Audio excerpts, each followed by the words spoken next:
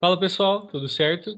Na aula hoje a gente vai dar avanço aí aos estudos sobre amostragem e identificação do solo e o enfoque dessa aula vai ser justamente a retirada das amostras, que é uma outra abordagem que a gente tem, né, uma abordagem muito importante, que é a extração dessas amostras para análise em laboratório. Então, como que a gente faz essa extração? Como que a gente prepara essas amostras para os próximos ensaios que nós vamos aprender aqui na disciplina? Bom, a amostragem do solo. Basicamente, a gente tem dois grandes grupos, que são as amostras deformadas e as amostras indeformadas. Bom, as amostras deformadas são aquelas que acabam perdendo a estrutura natural do terreno. Como assim? No terreno, o solo ele está compactado naturalmente. Ele tem um certo teor de umidade, uma certa condição de índice de vazios, de compactação. E quando a gente extrai uma amostra deformada, é aquela amostra que amolgou, né? A gente movimentou ali o terreno, então ele perdeu aquela estrutura inicial. Ele não carrega mais essas informações de estrutura do campo, né? Essa compactação que estava, aquela situação realmente ali do campo.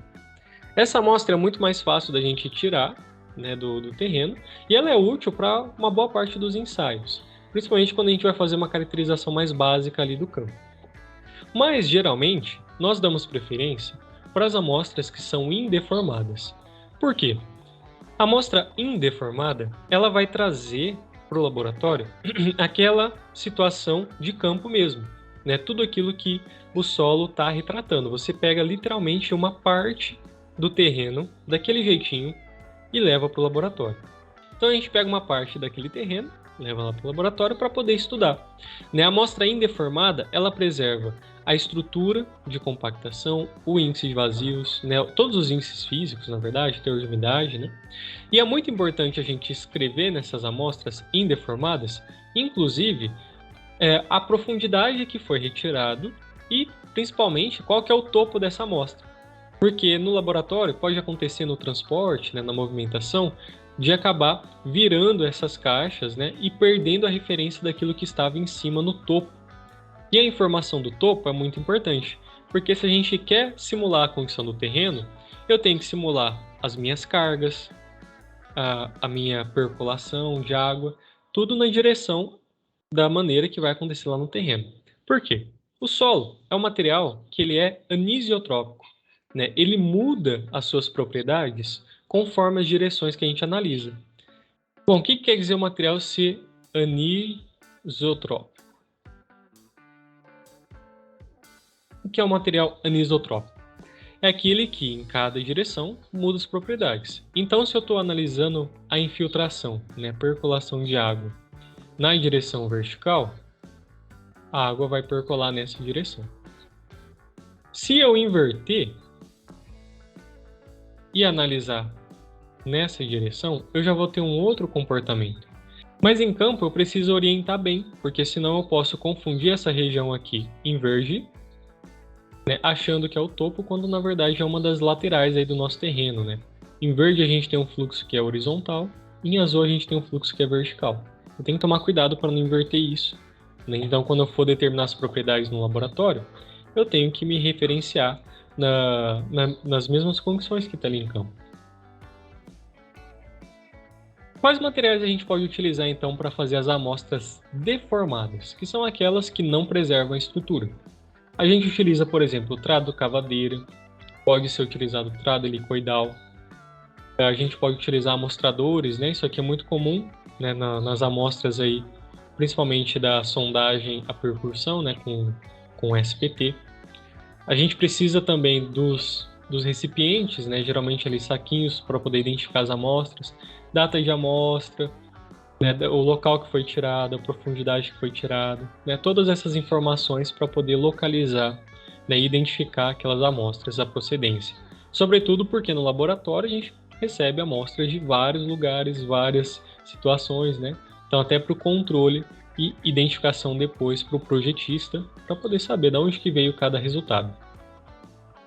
Então aqui tem uma foto do amostrador aberto, né? E reparem que a amostra ali é deformada, porque ela acaba perdendo ali a estrutura natural. E as amostras indeformadas. Geralmente, a gente faz a escavação de um cubo da ordem de 30 centímetros de aresta ou de 60 centímetros de aresta.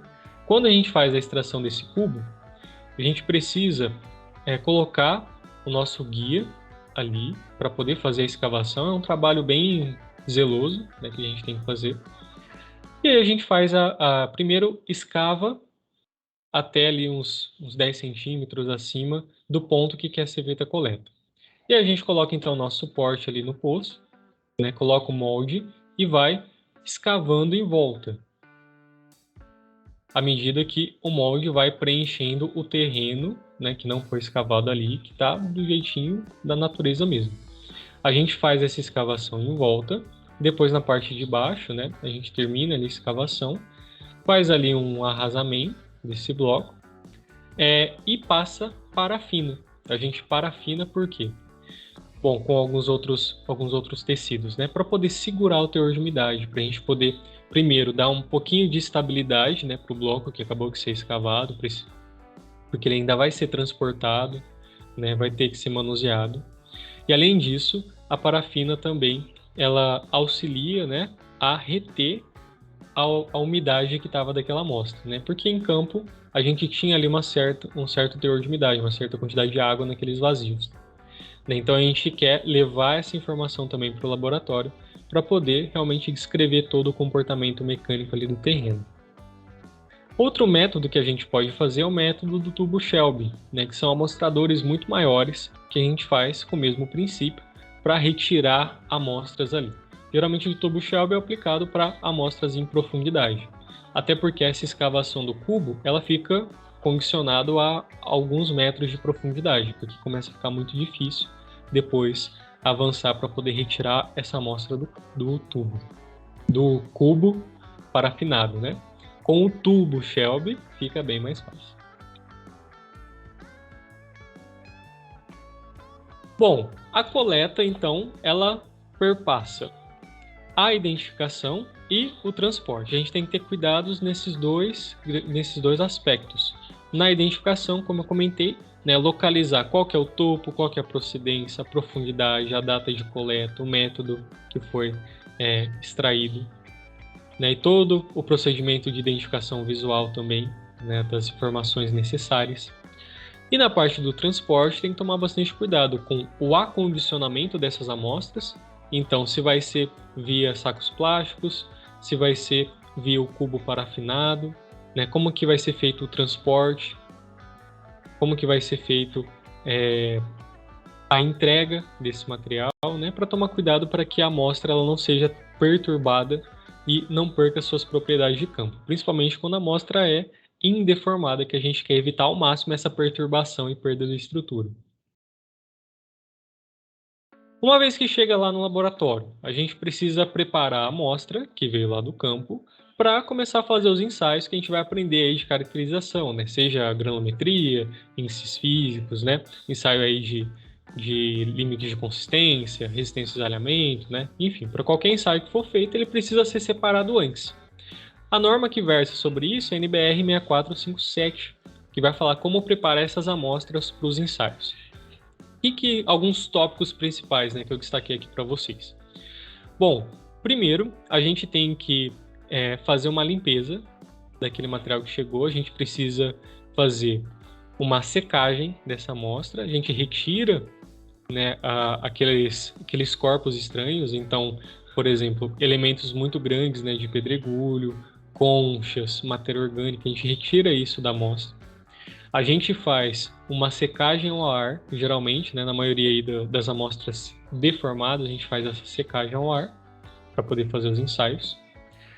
A gente retirou esse material e faz o destorroamento. O que é fazer o destorroamento?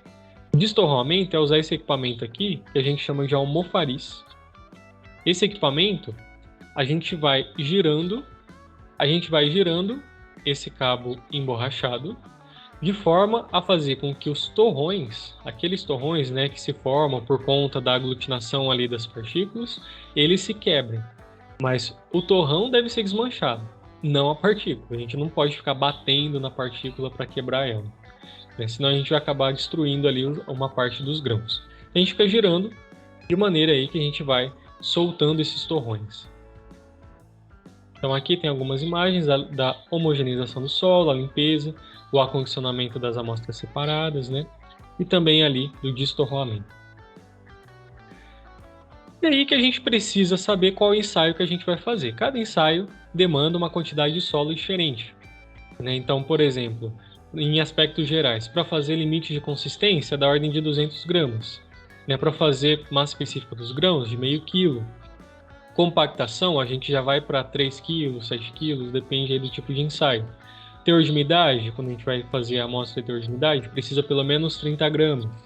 Né? Granulometria precisa aí da ordem no mínimo de 1 kg, 4 kg. Então a norma traz todos esses detalhes, né? Cada ensaio que a gente vai fazer, a gente tem que seguir ali as orientações corretamente, principalmente da quantidade da amostra, depende daquilo que a gente vai estudar. Bom, aí, independente da quantidade de amostra, a gente tem que saber escolher essa amostra, né? Utilizar uma amostra que represente realmente o solo. Qual técnica que a gente usa para isso? Uma técnica que chama quarteamento. O que é a técnica do quarteamento? É um método, né, que nos auxilia a garantir que a amostra que a gente está fazendo é uma amostra representativa, porque o solo varia muito. Né? Naquela amostra de 15 quilos que você trouxe para o laboratório, a gente vai ter grãos de vários tamanhos. Pode ser que você pegue 100 gramas dali, 1 quilo dali, que não necessariamente esteja representando toda a outra parte que você extraiu. Né? E o que a gente faz para poder garantir essa representatividade?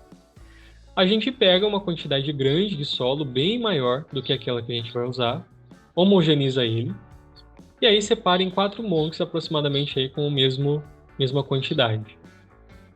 Bom, o que a gente faz? A gente descarta montes nas diagonais e da outra diagonal a gente continua com essa quantidade de solo. A gente descarta no sentido de separar, não precisa jogar fora, a gente deixa separado. A gente coleta então novamente, continua ali no quarteamento, essa quantidade menor, né, que vai ter a metade aproximadamente ali da massa do que tinha na primeira etapa. E a gente faz isso de novo, homogeneiza tudo, separa em 4 partes. E agora a gente faz o contrário, geralmente trocamos as diagonais que a gente fica. E aí a gente junta tudo de novo, vai ter uma amostra que tem a metade da anterior e vai fazendo esse procedimento até que no final a gente tenha a quantidade de amostra necessária para o ensaio. Então, se precisa ter 500 gramas, a gente vai começando lá atrás, geralmente umas 2 etapas a gente faz, né? Pelo menos, depende aí do procedimento, mas para chegar nesse 500 gramas a gente tem que partir com a amostra ali de 1, 2 quilos, né? Para poder fazer esse quarteamento até chegar no 500. E daí a gente garante que essa amostra final, ela tem as mesmas características, né? Na verdade, assim, características muito próximas daquela amostra inicial, que está representando. Porque no final das contas, essas 500 gramas de solos aí que a gente usa, está tentando representar o terreno inteiro. Então é importante que a gente faça um método como esse. Existem também equipamentos que já nos auxiliam, né? Os quarteadores, que já faz esse processo bem mais rápido, que a gente vai colocando a quantidade de solo, ele já vai separando ali sempre metade e metade, né? Não precisa, aí a gente descarta, entre aspas, né? Deixa lá guardado de novo metade e continua com essa metade. E joga aqui de novo, ele vai e divide por 2. São esses métodos aí de quarteadores. Muito interessantes também. Bom, aqui então tem um fluxograma só para a gente ter uma ideia, né, de todos esses procedimentos. Então, como que a gente prepara uma amostra para o ensaio? A amostra chegou, a gente tem que secar ela ao ar, né, deixar na umidade higroscópica, retirar aqueles materiais estranhos, utilizar um almofariz para fazer o destorroamento, utilizar aí um quarteador, né, um repartidor de amostras, ou fazer a técnica manual do quarteamento, para poder ir diminuindo a quantidade de massa até chegar na quantidade que a gente precisa para fazer determinado ensaio. E daí essa quantidade depende muito do ensaio que a gente vai fazer, né, que pode ser ensaio de granulometria, teor de umidade, né, a gente pode fazer de massa específica, né, limite de liquidez, consistência, pode fazer qualquer outros ensaios aí, ensaios de compactação, né, enfim. Né, então, basicamente, para fazer um ensaio em laboratório, a gente tem que ter todos esses procedimentos e esses cuidados para garantir, no final das contas, que o resultado lá do meu experimento seja representativo da minha condição lá do campo. Bom, então nessa aula a gente estudou mais sobre como fazer a amostragem deformada e indeformada e como preparar essas amostras para execução dos ensaios de caracterização dos solos. Então a gente se encontra na próxima. Bons estudos!